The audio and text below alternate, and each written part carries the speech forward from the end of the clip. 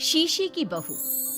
देखो, साफ साफ बोलने वाला इंसान तो हर किसी को पसंद है, लेकिन कोई इतना भी साफ बोले तो क्या होगा? वो माँ जी, आप ना प्लीज मुझसे तमीज से बात करिएगा, क्योंकि मेरी माँ ने कहा था कि आप तमीज से बात ना करें तो मैं आपकी खटिया खड़ी कर दूं। हम माँ जी, मैं रोज रोज इतनी भारी खटिया कैसे खड़ी करूंगी, समझ रही है ना आप?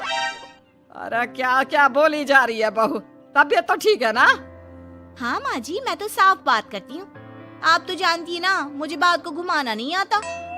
अरे तुझे बात नहीं घुमानी आती तो मुझे हाथ घुमाना आता है बहू, टेंशन ना ले। और हाँ, इस घर में कोई पैदा नहीं हुआ जो मेरी खटिया खड़ी कर दे, समझी? जा जाकर काम कर। बहू किचन में चली जाती है। सामने खड़ी होती है काम वाली, धीरे धीरे हंस रही होती है। काम वाली हो, महारानी बनने की कोशिश मत करो, समझी? और सुन, ये मेरी सास शादी के पहले ऐसा तो नहीं बोलती थी ना कि बहू आ जाएगी तो तेरा काम खत्म हो जाएगा, क्यों? वो तो ऐसा नहीं बोलती थी, लेकिन जिस तरह आप बोलती हो ना भाभी, ये आसार भी जल्दी आ जाएंगे। ए, चुप कर, काम कर अपना। वैसे तुझे मेरी माँ ने देखा था शादी के वक्त। अच्छा, तो क्या कह रही थी भाभी वो? यही कि नौकरानी के लिए तेरी सास बनारसी साड़ी मांग रही है। और नौकरानी की शक्ल तो देखो। इस शक्ल में कहां से ये बनारसी पहनेगी? नौकरानी को गुस्सा आ जाता है। उसी शक्ल में जिस शक्ल में आप ये सिल्क पहनकर घूम रही हो। वैसे बनारसी मांगकर मुझे तो गंदी सी काटन पकड़ा दिया था इसने। अभी बात करती हूँ। और क्या बात कर? हम लोगों से तो बोला था कि नौकरानी बहुत प्यारी है हमारी, 10 साल से काम कर रही है, तो उसके लिए कम से कम बनारसी तो चाहिए ही चाहिए। मेरी माँ से 25,000 की साड़ी ली थी तुम्हारे नाम से। नौकरानी चढ़ जाती है झाड़ पर। वो तो सास से लड़ने पहुंच जाती है। क्यों मालकिन, बहू की माँ ने मेरे लिए भी कुछ भेजा था, दिया नहीं आपने? हाँ हाँ, दिया तो था। 200 रुपए की साड़ी दी थी, वो तो मैंने अपने पास से तुझे एक्स्ट्रा दिया था। तभी बहू आ जाती है। कैसी बात करिए माँ जी, माँ ने तो आपको इनके लिए 25,000 की साड़ी दी थी, देती क्यों नहीं? देनी ही पड़ेगी, वरना मैं कल से नहीं आएगी काम पर।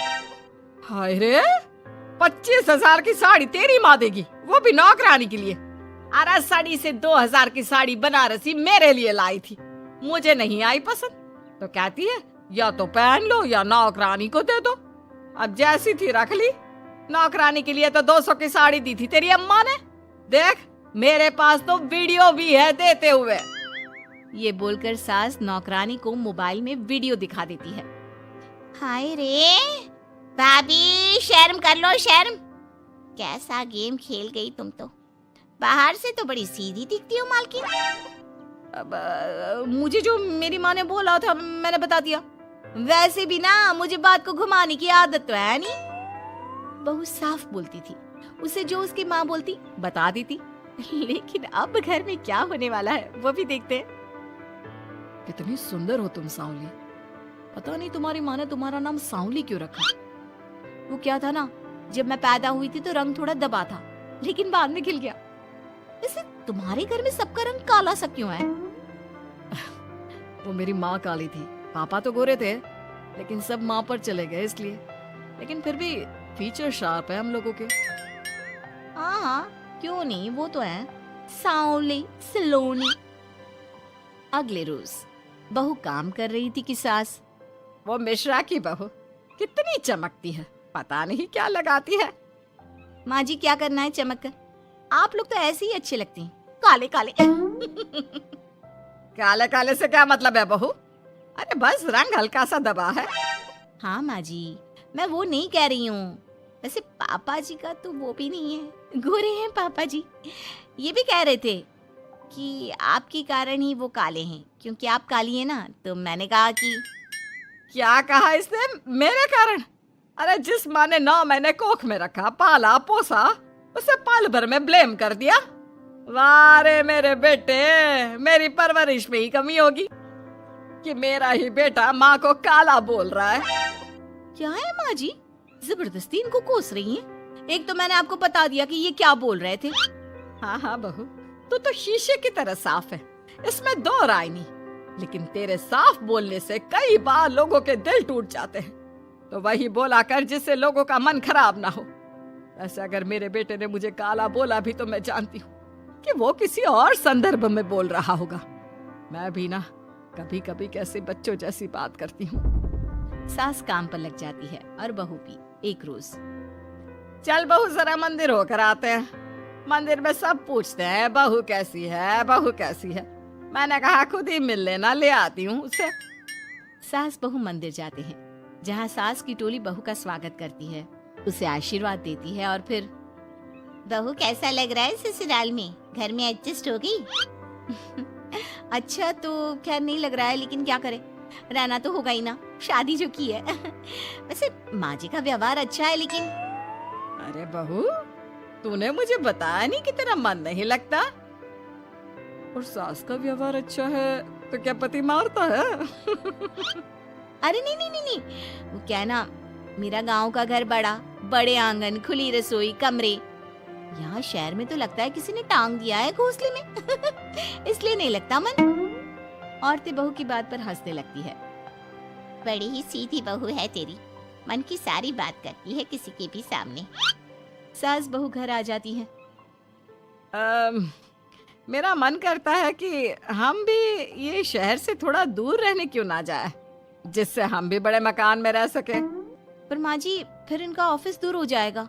हम तो घर में फिर भी रह लेते हैं, इनको आने जाने में समस्या होगी ना। हाँ ये तो सही है, पर क्या करे। मेरी माँ कह रही थी कि तेरे सास ससुर गांव जाकर क्यों नहीं रहते, फिर ये मकान तुझे बड़ा लगने लगेगा। तभी ससुर आ जाते हैं। अच्छा, तो तूने क्या कहा इस बात पर?